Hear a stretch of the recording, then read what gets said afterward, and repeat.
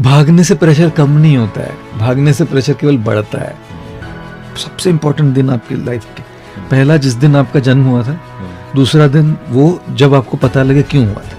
नमस्ते दोस्तों, मेरा नाम है आरजे कार्तिक। मेरे साथ आप बहुत सारी कहानियां इसी स्टूडियो से सुनते हैं, लेकिन आज हमारे साथ में गुरु गौर गोपाल दास जी हैं। बहुत बहुत स्वागत और आपको प्रणाम। बहुत बहुत धन्यवाद, बहुत अच्छा लगा आपसे मिलकर और आपके शो में आकर। बहुत अच्छा मुझे लग रहा है। गपशप विद कार्तिक में आपका स्वागत है।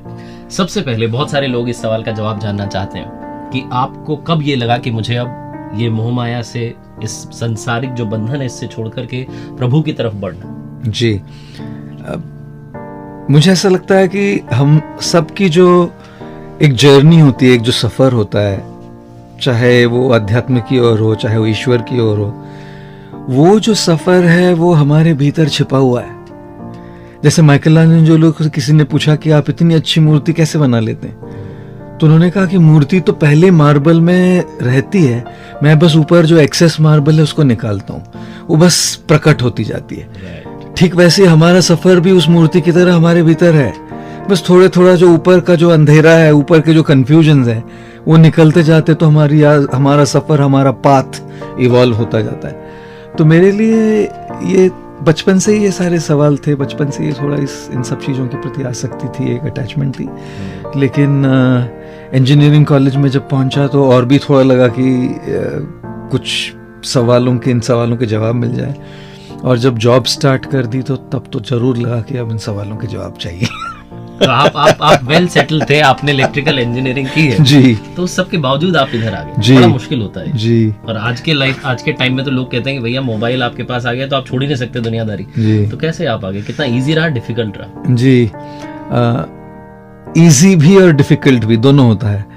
सबसे पहले तो मैं जब HP में जॉब कर रहा था तो मैंने अपने आप से एक सवाल पूछा कि अगर मैं एवरेज 8 घंटा रोज का जॉब पर काम करता हूँ, अपने वर्क प्लेस में 8 घंटे रहता हूँ, और हफ्ते के 5 दिन वीकेंड छुट्टी हो तो हफ्ते के 40 घंटे मेरे वर्क प्लेस पे जाते हैं। और अगर साल में मैं 50 घंटे काम करता हूँ तो 50 हफ्ते काम करता हूँ तो साल के 2000 घंटे वर्क प्लेस पे जाते हैं। और अगर जिंदगी भर 45 साल काम करूं तो जिंदगी के 90,000 घंटे मेरे वर्क प्लेस पे जाने वाले हैं, जो मेरे जिंदगी के 10 साल है।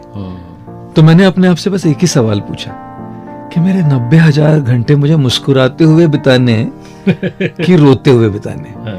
और हालांकि मेरी जॉब में और मेरे वर्क में मैं बहुत अच्छा था, लेकिन मुझे ये लगा कि I am not cut for this.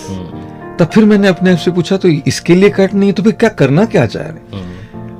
फिर वो जो स्पिरिचुअल कॉलिंग थी उसको और इसको कंबाइन कर दिया कि let my spiritual calling and my work B combined together. तो उस दृष्टि से थोड़ा कठिन इसलिए था, मुश्किल इसलिए था कि एक बड़ा रिस्क है ये। मतलब ये कोई जॉब शिफ्टिंग नहीं है ये यहाँ से एक सेटल्ड जॉब से आकर ये कपड़े, गेरुए कपड़े पहनकर बस आकर तो एक दृष्टि से थोड़ा रिस्क था, तो थोड़ा कठिन था। और आसान इसलिए था कि अगर किसी से प्यार हो जाए तो कितनी ही दिक्कतें आ जाए वो आसान हो जाता है। बिल्कुल सही।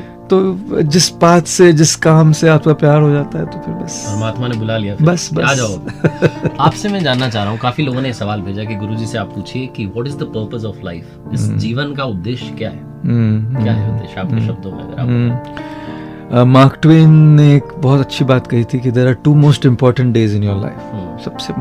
सबसे इम्पोर्टेंट दिन आपकी लाइफ के, पहला जिस दिन आपका जन्म हुआ था, दूसरा दिन वो जब आपको पता लगे क्यों हुआ था।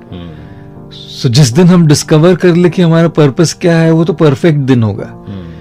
लेकिन अगर आप मुझसे पूछे, पर्पस हमारे जीवन का पैसे कमाना तो नहीं हो सकता केवल, वो सब छूट जाएगा ना पीछे। पर्पस हमारे जीवन का केवल इनकम टैक्स भरना और टैक्सेस भरते रहना और बिल्स और EMIs भरते रहना, ये तो नहीं हो सकता ना। तो मुझे लगता है कि हमारे जीवन का पर्पस है कि एक बदलाव लाना, to make a difference, to make an impact. दुनिया में, लोगों के जीवन में सेवा करना, एक इम्पैक्ट लाना, एक बदलाव लाना। लेकिन अगर किसी के जीवन में, किसी की जिंदगी में हम बदलाव लाना चाह रहे हैं, या दुनिया में बदलाव लाना, थोड़ा भी हो, कोई बड़ा बदलाव नहीं, अपने अपने हिसाब से छोटा कुछ, वो करने के लिए भी सबसे पहले तो हमें अपने आप में बदलाव लाना बहुत जरूरी है। तो at the core of the purpose of life is self transformation before transforming anything else. जैसे वो हवाई जहाज में हम अनाउंसमेंट सुनते हैं कि अगर ऑक्सीजन मास्क नीचे आ जाए और ऑक्सीजन सप्लाई कम हो जाए तो आप पहले अपना मास्क पहने फिर दूसरों को मास्क पहने। तो आज की दुनिया में लोग पर्पस के मामले में दूसरों को सेवा करने में, दूसरों के लिए एक बदलाव लाने में इतने कार्यरत हो जाते हैं कि भूल जाते हैं कि पहले खुद को तो ध्यान देना चाहिए। सर सलामत तो फिर पगड़ी 50। So I feel the core of the purpose of life is self care. जब सेल्फ केयर करेंगे तब हर क्षेत्र में अपना एक इम्पैक्ट, अपना एक डिफरेंस हम ला पाएंगे। बिल्कुल। आज की लाइफ में गुरुजी एक सवाल बड़ा कॉमनली पूछा जाता है कि लोग जो हैं चाहे जिस भी फील्ड में हो, जिस भी पोजीशन पर हो, उनका ईगो आड़े आ जाता है। तो कहते हैं ना कि रावण जो था, रावण को भी आखिरी तक उसका पूरा खानदान निपट गया लेकिन ईगो खत्म नहीं हो रहा था। वो आखिरी में भी उसने माफी नहीं मांगी, वो युद्ध भूमि में ही रहा। तो अहंकार कई बार इतना बड़ा होता है कि आपको जब सर्व विनाश दिख रहा होता है फिर भी आप बढ़ रहे होते हैं। How to handle this ego problem? क्योंकि काफी लोग ये पूछ रहे हैं कि हम माफी तो मांगना चाहते हैं, हम रिश्ते तो सुधारना चाहते हैं, बट वो बीच में आ जाता है। जी जी जी, आपने रावण की बात बताई तो मुझे अच्छी बात याद आई है कि जब राम रावण को मार के लौट के आए तो माँ कौशल्या ने राम से कहा, बेटा तुम रावण को मार कर आ गए।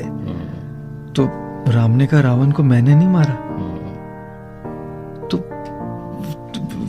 कौशल्या ने कहा, किसने मारा? तो फिर कहा, रावण को मैंने मारा। तो कौशल्या ने कहा, अभी तो कहा रावण को मैंने नहीं मारा, और फिर कहता है रावण को मैंने मारा। बिल्कुल, रावण को मैंने नहीं मारा, रावण को मैंने मारा। तो ये जो ईगो है, कई बार हमारे रिश्तों में, हमारे प्रोफेशनल लाइफ में ईगो जहां अटक जाता है, उसके आगे लोग बहुत सारी टेंशन आ जाती है और आगे बढ़ना मुश्किल हो जाता है। तो कैसे इस ईगो से डील करें? तो सबसे पहले मुझे लगता है कि ईगो के लिए एक है सबसर्वियंस। सबसर्वियंस का मतलब होता है कि किसी के सामने कहीं तो झुके। सबके सामने नहीं हो रहा ना, कम से कम परिवार में कोई हो, एक टीचर हो, एक मेंटोर हो, एक गाइड हो, एक गुरु हो, कहीं तो जाके झुके। सबके सामने नहीं हो रहा है, एक जगह झुकना शुरू करें कहीं, क्योंकि उससे हमारे माइंड को, हमारे सिस्टम को एक रिकंडीशन होगा। वो जो कंडीशनिंग हो गई है नहीं झुकने की, वो धीरे धीरे उल्टा होगा, वो अनवाइंड होगा वो कंडीशनिंग। दूसरा चीज मुझे लगता है कि हमें ईगो से डील करने के लिए हमें स्पिरिचुअल पाथ भी बहुत जरूरी होता है। क्योंकि जैसे मैं कई बार कहता हूँ कि एक्सटर्नल फिटनेस तो ठीक है, उसके लिए हम एक जिम में चले जाएंगे, लेकिन इंटरनल फिटनेस के लिए कौन सी जिम है? सो इंटरनल ईगो तो इंटरनल प्रॉब्लम है। तो इसके लिए हमें एक स्पिरिचुअल पाथ की भी जरूरत होती है, चाहे वो मेडिटेशन हो, चाहे वो प्रार्थना हो, जो भी हो, एक स्पिरिचुअल कुछ तो एक प्रोसेस, एक प्रैक्टिस हो जिससे ईगो पर हम काम करने लगे। तीसरी चीज मुझे ये भी लगती है कि कई बार कैसा है ना कि जब तक हम अपने लाइफ में कुछ एक्सपीरियंस नहीं करते, बदलते नहीं। उसका एक बैकलैश जब आता है ना, एक बार, दो बार, तीन बार जब तमाचा खाएंगे, तब फिर समझ में आएगा कि ईगो होने का नतीजा ये होता है, अब हो सकता है कि थोड़ा मुझे ये ट्रांसफॉर्म कर लेना चाहिए। लातों के भूत बातों से नहीं मानते। तो कई बार लाइफ में हमें अपने लेसन सीखने के लिए कभी कभी थोड़ा एक, जैसे कहते हैं ना, life is a school of hard knocks. कभी कभी खुद के अनुभव से आदमी सीखता है। तो ये सारा कॉम्बिनेशन है कि हम किसी के सामने सबसर्विएंट हो जाए, एक स्पिरिचुअल पाथ हो, और फिर जिंदगी सिखा देती है। जिंदगी धीरे धीरे सिखा देती कि भाई ये बहुत महंगा पड़ेगा इगोइस्टिक रहना। लेकिन कभी कभी वहां उस अनुभव तक पहुंचने में बहुत कुछ खो देते हैं लोग। अभी मैं कहानियां काफी सुनाता हूँ, तो एक कहानी मैं आपकी भी सुनना चाहता हूँ। ऐसी कोई कहानी जो आपको डिफाइन करती हो, ऐसा कोई किस्सा आपकी लाइफ में रिसेंटली हुआ, थोड़ा पहले हुआ, जो आप साझा करना चाहें? जी, परसों मैं किसी से बोल रहा था कि मैं एक बार न्यूयॉर्क शहर में था और वहाँ एक व्यक्ति मेरे पास आया। पहली बार मिल रहे थे हम, और मुझसे बहुत काफी छोटा था, यंग लड़का था बहुत, और मुझे आके बहुत कुछ सुना दिया उसने।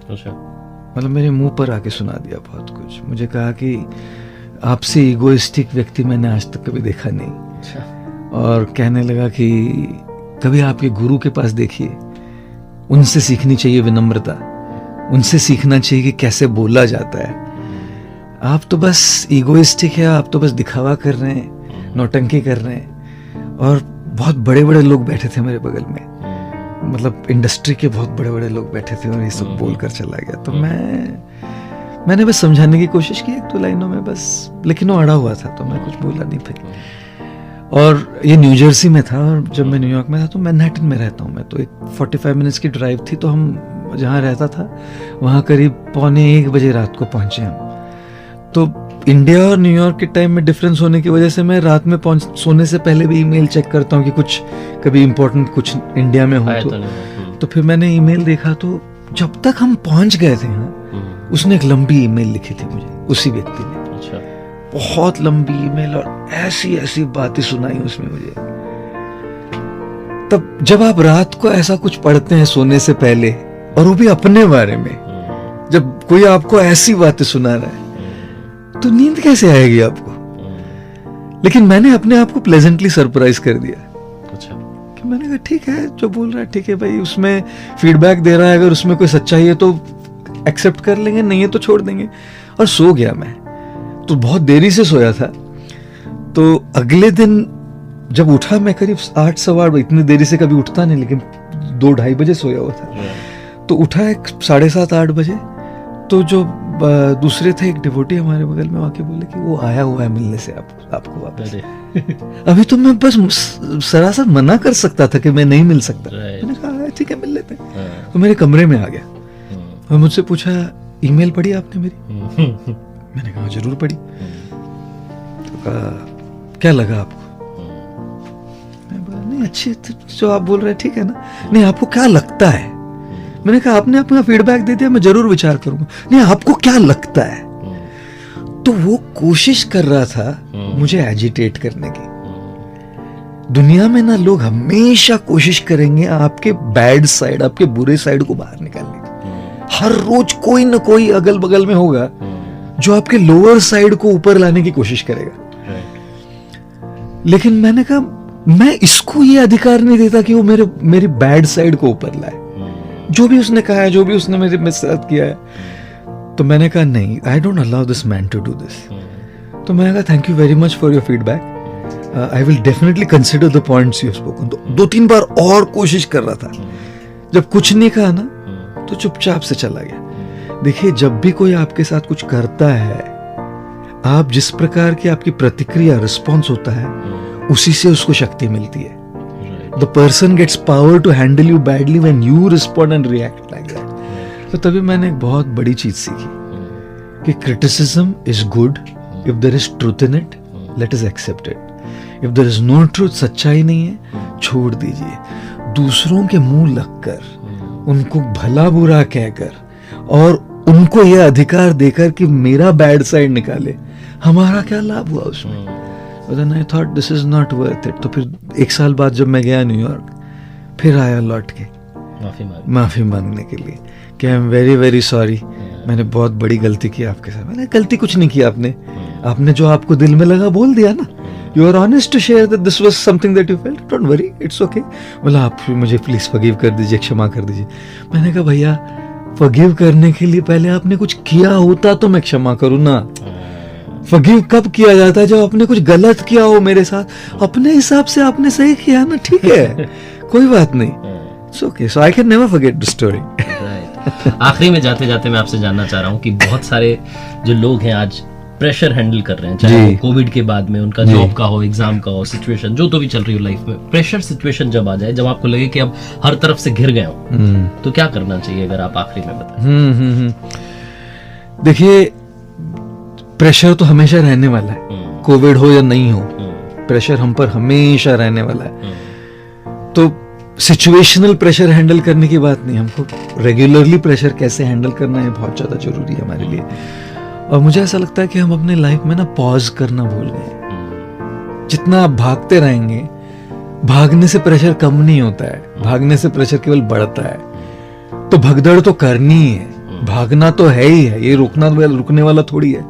बस इस भगदड़ के बीच में थोड़ा सा एक पॉज करना बहुत जरूरी है। रोज हो सके तो रोज 15 मिनट 20 मिनट बस अपने साथ बिताइए, जो आपको अच्छा लगता है वो कीजिए। चाहे आपको संगीत सुनना अच्छा लगता है, जैसे अनवाइंड कीजिए म्यूजिक सुनकर। आपको किताब पढ़ना अच्छा लगता है, उसको सुनकर आप पॉज कीजिए। आपको अपने साथ, अपने आप के साथ संबंध जोड़ना है मेडिटेशन से, वो करके पॉज कीजिए।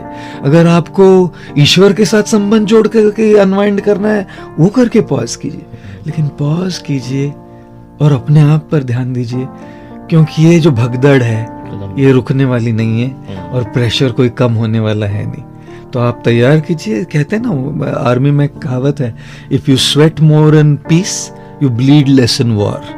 तो जब शांति, थोड़ा समय मिल जाए, prepare yourself in a way that it affects you less. I can't say it won't affect you, but it'll affect you less. Absolutely. Thank you so much, गुरुजी, आज आपने समय निकाला बात। Thank you, sir. Thank you. सादर प्रणाम आपको। Thank you. बहुत बहुत धन्यवाद।